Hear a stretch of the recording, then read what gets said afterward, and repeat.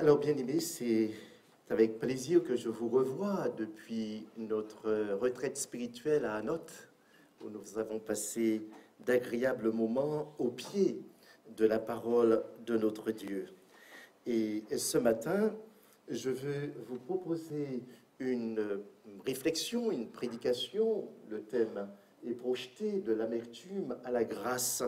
Et nous lirons pour cela le texte de Ruth, chapitre 1er, les versets 1 jusqu'au verset 22. Et c'est dans la Bible dite à la colombe que je ferai cette lecture. Au temps du gouvernement des juges, il y eut une famine dans le pays.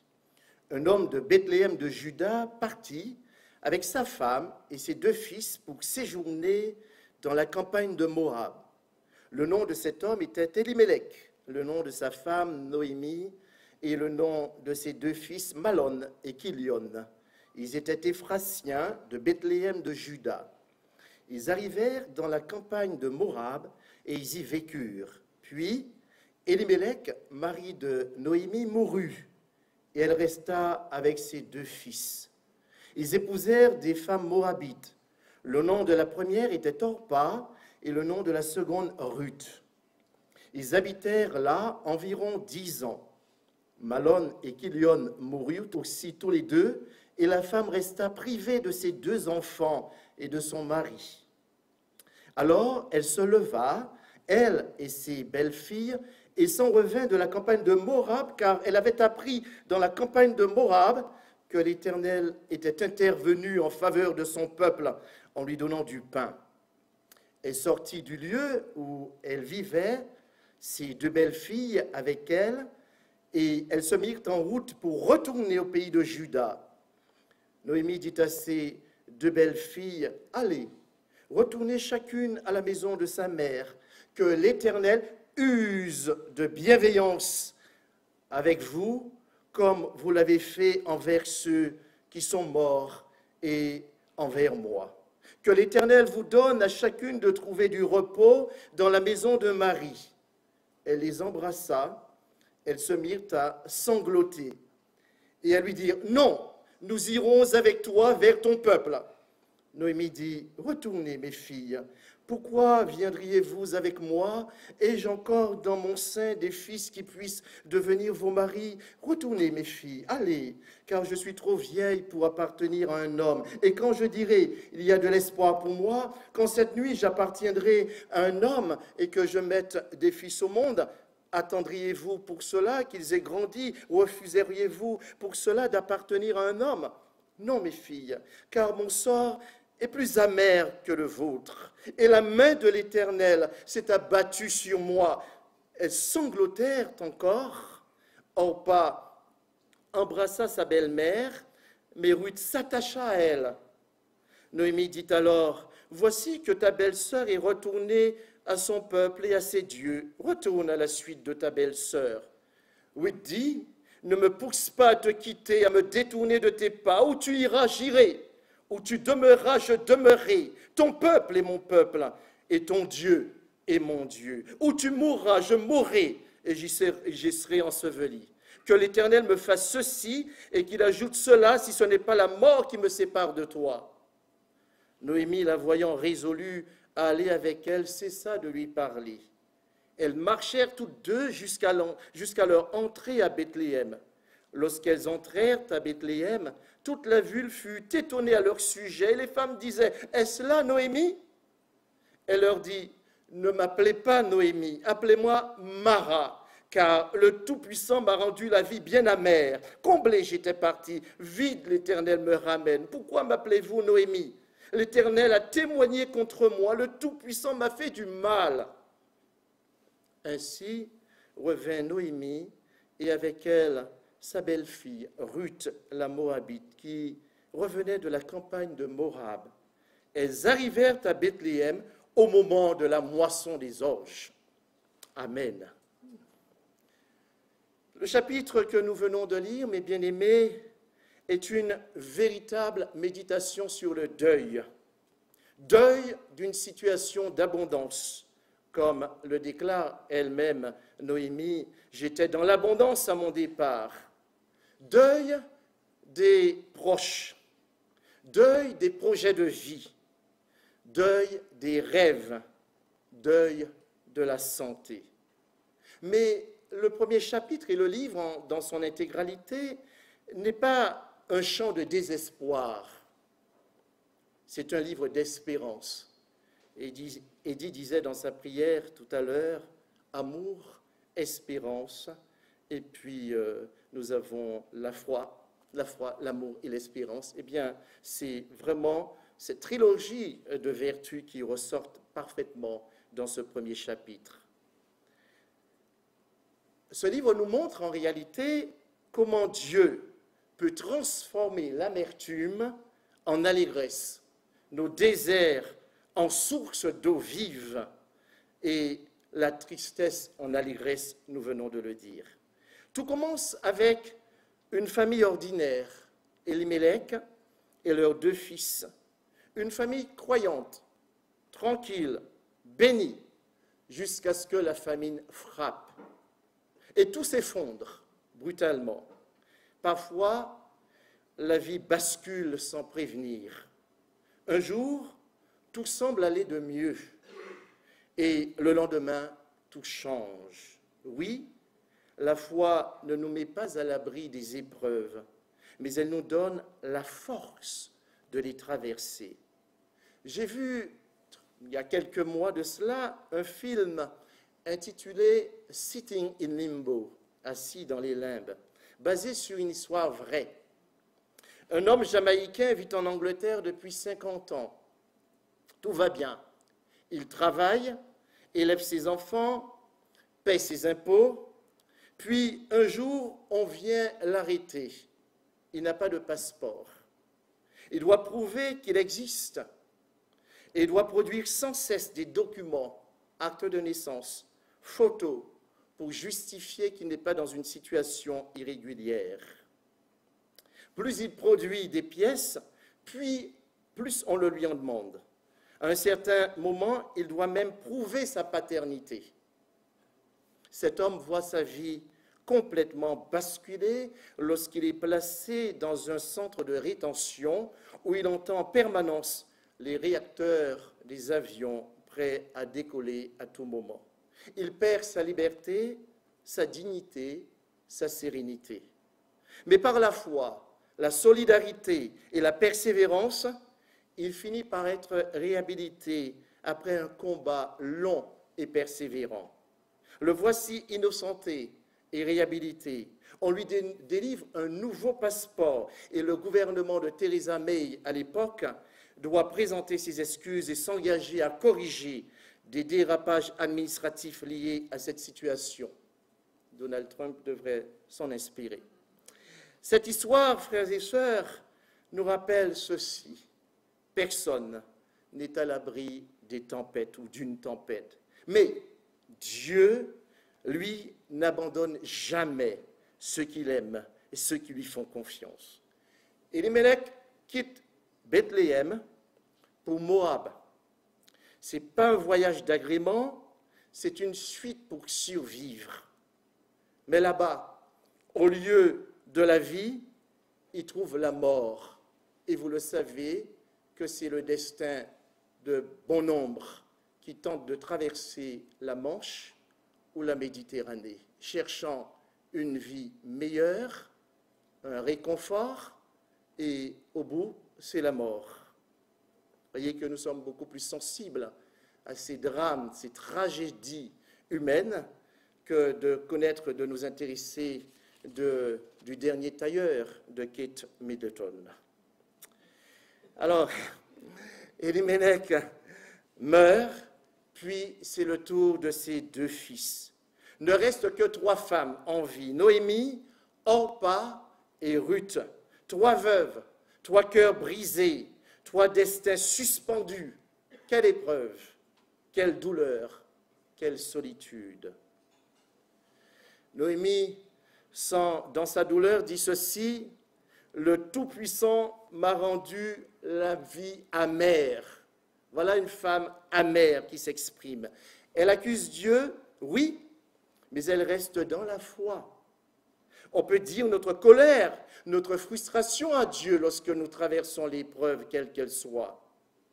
D'ailleurs, le psalmiste dit ceci au psaume 56, verset 8, « Tu comptes les pas de ma vie errante, recueille mes larmes dans ton outre, ne sont-elles pas inscrites dans ton livre ?» Vous voyez, même lorsque nous déversons des larmes, Dieu les recueille. Même nos larmes ne sont pas perdues. Dieu les recueille. Même lorsque nous avons le sentiment d'errer ça et là, eh bien, le Seigneur ne nous abandonne pas, il prend soin de nous. Noémie, malgré tout, se lève. Frères et sœurs, c'est un acte de foi. Se lever est un acte de foi. Oui, la foi ne supprime pas la douleur, mais elle donne la force de se lever et de marcher encore. Souvenons-nous de ce que Jésus dit aux personnes qu'il guérissait. Lève-toi et marche. Lève-toi et marche. La foi, c'est la force qui nous pousse à espérer contre toute espérance. Et Abraham en sait quelque chose. La foi renverse devant nous les plus fortes murailles, nous dit le cantique. La foi triomphe les verrous et gagne les batailles. La foi n'est-elle pas l'armure du chrétien pour vaincre l'adversaire et l'adversité? Complètement abattue et désespérée, Noémie a encore la lucidité de son choix et de son chemin. Elle décide donc de retourner à Bethléem. Et si vous relisez le chapitre, vous voyez qu'il y a plusieurs occurrences du verbe retourner. Il s'agit d'un retour. Retour à la foi, retour dans son pays natal, retour à Dieu qui donne la vie, le mouvement et l'être. Alors, cette femme, complètement abattue, je l'ai dit, et désespérée, a la lucidité de choisir son chemin, de retourner à Bethléem. Retour au pays natal, certes, mais retour au Dieu d'Israël, au Dieu qui accomplit des merveilles. Noémie sait pourtant qu'on ne peut jamais faire revenir le passé. Et les Anglais ont cette formule « bygone is bygone ». Le passé, c'est le passé. Partie comblée, elle se prépare à rentrer, à retourner à Bethléem vide et vidée. Elle a appris dans la campagne de Moab que Dieu est intervenu en faveur de son peuple en lui donnant du pain. Mais avant de repartir, de regagner sa terre natale, son territoire, Noémie bénit ses belles-filles. Elle leur rend la liberté, leur liberté. Elle leur souhaite le bonheur. Vous voyez que même dans la douleur, elle prononce une bénédiction sur ses belles-filles. C'est une leçon pour nous. La bénédiction a la puissance de relever les autres, même quand nous sommes à terre. Bénissez vos enfants, chers parents. Demandez la bénédiction de Dieu sur votre famille, sur vous-même. Demandez la bénédiction de Dieu sur votre Église, sur notre ville, notre pays et le monde tout entier. Que ce monde se tourne vers Dieu. N'est-il pas dit que Dieu a tant aimé le monde qu'il a donné son Fils unique afin que quiconque croit en lui ne périsse point, mais qu'il ait la vie éternelle? Oui, la bénédiction a une valeur tellement forte et puissante dans la Bible. Souvenez-vous que Isaac a pleuré, le frère de Jacob, Ésaü, a pleuré de toutes ses formes, de toutes les larmes de son corps pour recevoir, obtenir la bénédiction de son père. La bénédiction. Donc, Noémie bénit ses belles-filles. Et voyez-vous que la foi de Noémie vient d'être soulignée. Mais qu'est-ce que la foi sans amour? Foi, amour, et nous verrons l'espérance tout à l'heure. L'amour, elle le reçoit, de ses belles-filles, Ruth et Orpa. Un amour très fort, un amour qui s'attache, un amour qui n'est pas superficiel. Nous reviendrons sur Ruth et sur sa déclaration d'amour à sa belle-fille.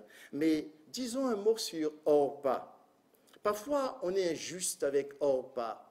On considère qu'elle est retournée dans son pays, elle est restée à Moab dans le péché. Non, pas du tout. Je pense qu'il il ne faudrait pas lire ce texte ainsi. Voyez-vous que Noémie leur donne le choix de retourner. Donc si elle fait le choix de retourner à Moab, bien il faut respecter son choix. Ce n'est pas parce qu'elle est restée dans son pays qu'il faille pour autant la considérer comme une infidèle. Orpa est entraînée par cet élan de résurrection que lui donne Noémie.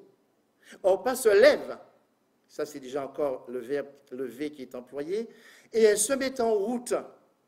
C'est déjà bien, se lever de l'épreuve du deuil et de la souffrance. Ensuite, elle réfléchit, elle hésite entre deux attachements. C'est ce qui fait souvent la complexité de nos choix. Elle choisit de laisser partir les autres et d'être fidèle, mais à sa façon, à elle. Elle ne rejette pas le Dieu vivant et vrai, bien entendu, mais elle choisit simplement de rester où elle peut encore aimer, où elle peut encore être utile. Et c'est respectable. Et je vous renvoie à la guérison, encore à la délivrance de l'homme de Gérasa en Marc chapitre 5, verset 20. Il formule le vœu d'accompagner de Jésus, de venir avec lui. Et Jésus lui dit non, reste chez toi, dans ta famille, et raconte-leur tout ce que le Seigneur a fait pour toi et comment il a eu pitié de toi. Et cet homme qui reste à Gérasa, qu'est-ce qu'il fait? Eh bien, il commence à témoigner dans sa famille, mais dans la Décapole, on lui dit de rester dans sa famille, il va dans 10 villes pour annoncer la bonté, la miséricorde de Dieu à son encontre, comment Dieu a eu pitié de lui. Donc cette femme, Orpa, peut rester à Moab pour dire la bonté de Dieu, pour dire la grâce de Dieu dans son territoire, dans sa famille aussi. Revenons à Ruth maintenant. Elle fait une déclaration d'amour complètement inouïe à sa belle-mère. Comme quoi, il n'est pas absolument impossible d'entretenir des relations amicales, d'excellents rapports avec sa belle-mère. Ce n'est pas impossible. Nous en avons la preuve ici avec Ruth et avec Orpa. Et la déclaration de Ruth est, à mon avis, une des plus belles déclaration d'amour qui existe dans la Bible. Ne me pousse pas à te quitter. L'homme quittera son père et sa mère, il s'attachera, voyez. Ne me pousse pas à te quitter. On aurait dit même le langage de la relation matrimoniale ici. À me détourner de toi. À me détourner de toi. Voyez. Où tu iras, j'irai. Où tu demeureras, je demeurerai. Ton peuple est mon peuple. Ton Dieu est mon Dieu. Où tu mourras, je mourrai. Et j'y serai enterré. Que l'Éternel me fasse, c'est-à-dire qu'elle fait vraiment un geste, me fasse ceci, ajoute cela, si ce n'est pas la mort qui me sépare de toi. On passe du futur au présent pour dire l'amour. En effet, l'amour s'inscrit dans le futur. Je t'aimerai, vous voyez? Je t'aime et je t'aimerai. Donc, elle s'inscrit, cet amour-là, dans le futur. Rien ne pourra me séparer de toi. Rien ne pourra briser cette relation que je noue avec toi. Rien. Ça, c'est la force de l'amour. Vous voyez que ce n'est pas un amour possessif, mais c'est un amour librement consenti, très fort, très puissant. On devrait s'inspirer, nous, mari et femme, de cet amour, de cette déclaration. Rien ne peut me séparer de toi. Il n'y a pas une épaisseur de feuilles entre toi et moi. Et devant une telle déclaration d'amour, une telle résolution, une telle conviction, Noémie ne trouve aucune parole. Elle se tait. Et c'est ça l'amour. Vous voyez, une déclaration comme ça, on ne peut rien dire. On ne peut rien ajouter de plus. Qu'est-ce que nous dit l'apôtre Jean en 1 Jean chapitre 3, verset 18. Petits enfants, n'aimons pas seulement en parole et avec la langue, mais en action et en vérité. Voyez, en action et en vérité. Donc elle associe l'action à sa déclaration. Voyez, l'action à la déclaration. Ruth nous donne une belle illustration de ce qu'est l'amour, le vrai, le véritable. Et ne sommes-nous pas subjugués, émus par l'amour de Dieu manifesté en Jésus-Christ, notre Sauveur? Ruth s'attache à Noémie. Et je vous laisse réfléchir sur cet attachement. Elle s'attache à une femme brisée. Elle s'attache à une femme sans avenir. Du moins, c'est ce qu'elle dit, Noémie. Elle choisit la fidélité plutôt que la sécurité. Elle choisit l'amour plutôt que la facilité. Frères et sœurs, voilà le vrai courage. Le courage d'aimer quand il n'y a rien à gagner. Ruth s'attache non seulement à Noémie, mais à ce qui fait l'inspiration de Noémie, son pays, son peuple, son Dieu. Ruth, l'étrangère, choisit volontairement de s'attacher à sa belle-mère Noémie, qui pourtant, dans l'immédiat, ne lui offrait aucune perspective d'avenir, aucune garantie, et permettez-moi cela, aucune sécurité sociale. Elle s'attache à une femme qui se dit finie. Elle s'attache à une femme déprimée, qui n'a rien à offrir, sinon l'amour, évidemment. Voyez-vous, c'est le contraire qui se produit chez nous aujourd'hui.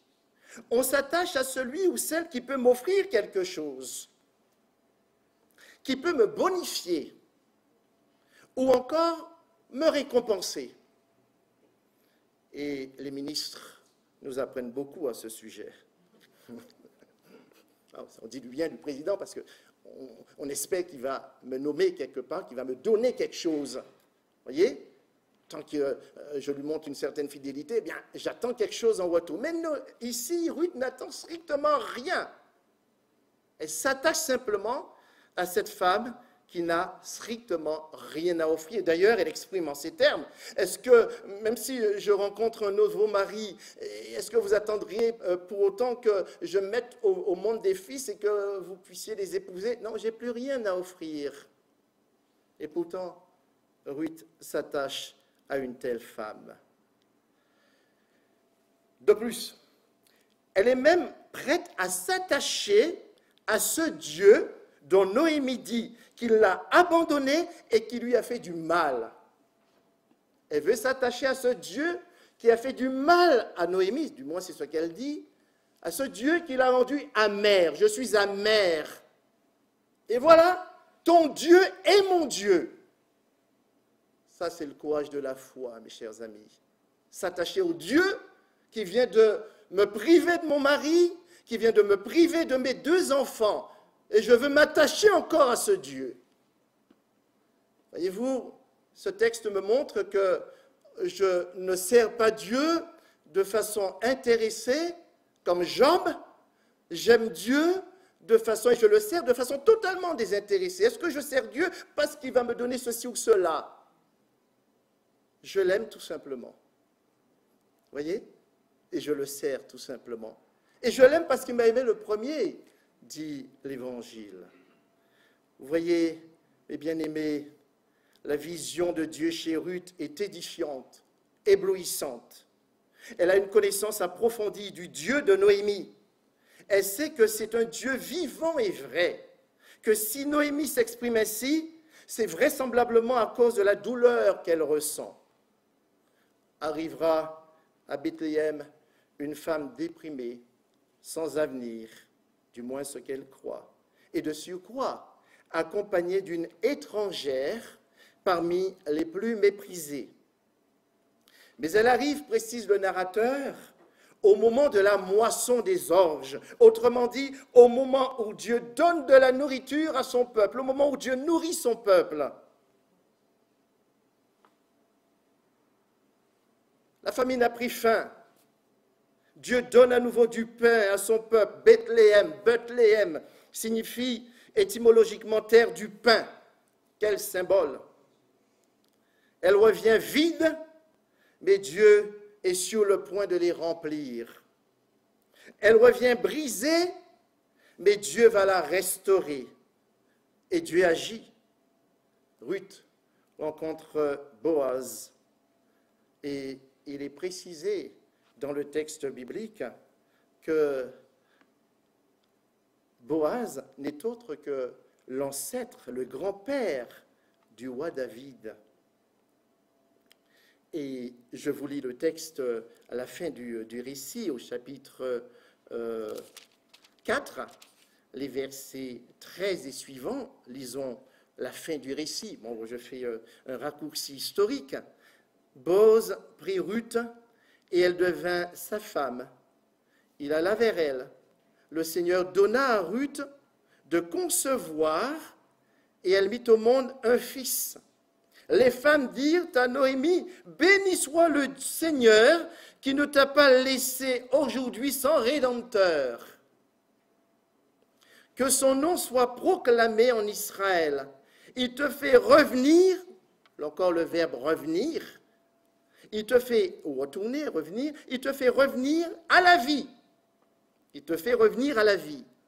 Il pourvoira à tous tes besoins dans ta vieillesse, car ta belle-fille qui t'aime l'a mise au monde, elle qui vaut mieux pour toi que 7 fils. Noémie prit l'enfant, elle le mit sur son sein. C'est elle qui fut sa nourrice. Les voisines lui donnèrent un nom en disant « un fils est né de Noémie ». Et elles l'appelèrent du nom d'Obed. C'est le père de Jessé, père de David. Quelle histoire! Commencez dans l'amertume. Appelez-moi Mara, puisque Noémie, étymologiquement, signifie princesse, la gracieuse, ma princesse. Et elle refuse ce nom-là, tant la vie l'a malmenée, l'a bousculée, l'a fragilisée. Et finalement, à la fin de l'histoire, on apprend finalement que Dieu a fait grâce.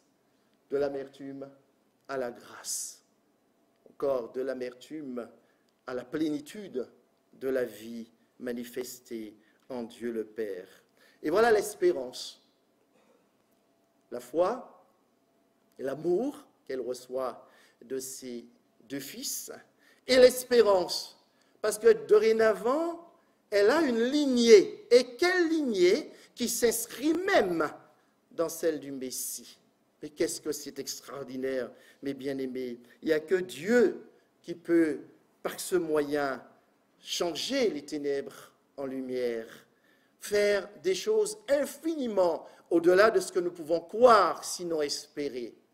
Et cela nous rappelle un peu de l'histoire de Joseph, où ce jeune homme vendu par ses propres frères, vivant en Égypte, vendu comme esclave. Ensuite, il connaît des épreuves bouleversantes. Il connaît 2 ans de prison, d'emprisonnement, jusqu'à ce que Dieu le rétablisse. Et lorsque ses frères viennent, plus tard, il leur dit ceci, « Vous avez voulu me faire du mal, mais Dieu n'a pas changé le mal en bien. Dieu ne change pas le mal. Mais le texte biblique, le texte original nous dit, « Vous avez pensé mal là où Dieu a pensé bien. » Vous voyez? Vous avez pensé mal. Vous avez pensé me faire du mal, me faire souffrir. Mais Dieu a pensé le bien. Il a pensé le bien. Et c'est ainsi que Joseph devient le premier ministre du Pharaon. Et c'est lui qui sauve, qui nourrit sa famille. Et d'une façon tout à fait exemplaire, tout à fait exceptionnelle. Alors, il est dit ceci, mes bien-aimés, un fils est né à Noémie, encore est né de Noémie. Celle qui disait qu'elle n'a rien, qu'elle n'a plus rien à offrir, et la voilà qui peut choyer un fils. Et ce fils-là, qui pourvoira à ses besoins. Mais regardez le texte encore. Il te fait revenir à la vie. Mais oui, Noémie était complètement morte, finie. C'est elle-même qui le dit. Et Dieu réanime, je dirais même, Noémie. Il te fait revenir à la vie. Cela me fait penser aussi au fils prodigue. J'étais mort, mon fils que voilà était mort et revenu à la vie et commencèrent à se réjouir. Et non seulement il dit qu'il te fait revenir, il pourvoira à tous tes besoins dans ta vieillesse. l'espérance est retracée ici par cette parole et ce verbe qui est encore employé au futur. Il pourvoira à tous tes besoins durant ta vieillesse. Quel réconfort, quel encouragement. Et cela nous rappelle de ce que l'apôtre Paul dira aux Philippiens, « Mon Dieu pourvoira à tous vos besoins selon la richesse de son amour en Jésus-Christ notre Sauveur. » Alors, pour conclure, mes bien-aimés, c'est Dieu qui a transformé l'amertume en grâce. Oui, Dieu ouvre des chemins là où tout semble fermé. Et comme disait Martin Luther King, Dieu peut tailler une pierre d'espérance dans une montagne de désespoir. Et voilà ce Dieu que nous servons, ce qu'il est capable de faire. C'est pour cette raison que nous ne pouvons jamais désespérer de lui. Notre Dieu est capable de renverser les circonstances les plus désespérées, les plus désespérantes. Et le prophète Jérémie dira ceci en Lamentation, chapitre 3, versets 22-23. « Les compassions du Seigneur ne sont pas épuisées. Elles se renouvellent chaque matin. Grande, grande est ta fidélité. » La foi, l'amour et l'espérance se combinent joyeusement dans cette histoire. Alors, ne désespérons jamais de notre Dieu. Celui qui agit pour Naomi, Ruth et Orpa n'a pas changé. Il est le même, hier, aujourd'hui, éternellement. Rien, non rien, n'est trop difficile pour lui. Et comme l'apôtre Paul le dit, Romains chapitre 8, verset 28, « Toutes choses coopèrent au bien de ceux qui aiment Dieu. » Oui, Dieu s'est tiré du bien, du mal que nous subissons. Dieu est celui qui guérit, qui nous guérit des blessures. Dieu est celui qui relève les découragés. Il transforme l'amertume en grâce. Je vous invite à la prière. Seigneur notre Dieu, merci pour ta parole qui nous interpelle chaque fois que nous l'étudions. Merci parce que tu es le Dieu qui ne nous abandonne jamais, même quand la vie nous paraît amère. Tu es le Dieu de Noémie, le Dieu de Ruth, le Dieu d'Orpa, le Dieu qui change les larmes en joie, le Dieu qui transforme l'amertume en grâce. Seigneur, nous venons à toi avec nos fardeaux, nos pertes, nos fatigues. Toi seul connais les blessures cachées de nos cœurs. Viens, Seigneur, les guérir par ta présence et ton amour. Apprends-nous à te faire confiance, même quand tout semble perdu. Donne-nous le courage de nous lever comme Noémie. Donne-nous la fidélité et la tendresse de Ruth et la certitude que ton plan dépasse nos douleurs. Seigneur, que ta grâce nous relève, que ta lumière chasse nos ténèbres, que ton amour remplisse à nouveau nos cœurs et que nos vies deviennent des témoignages vivants de ta fidélité et de ta bonté. Nous te le demandons humblement au nom de Jésus-Christ, notre Sauveur, et pour la gloire de ton nom. Amen.